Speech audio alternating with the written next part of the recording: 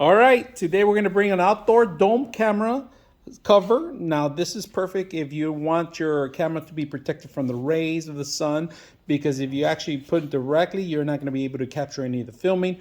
Also rain, this is a weather protector. So what it is, it comes with the screws, it comes with the actual cover and a template where to screw them in. If you guys can see that, every single hole in there.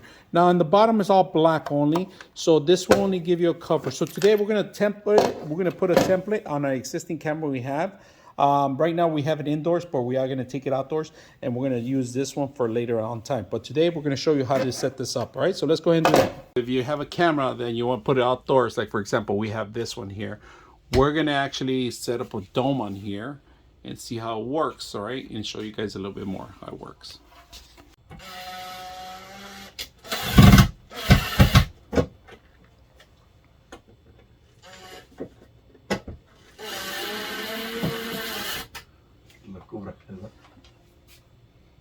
All right, so we got the cover for the camera.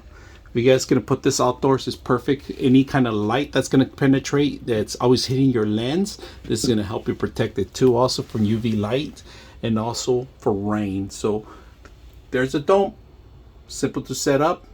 I hope you guys enjoy the video.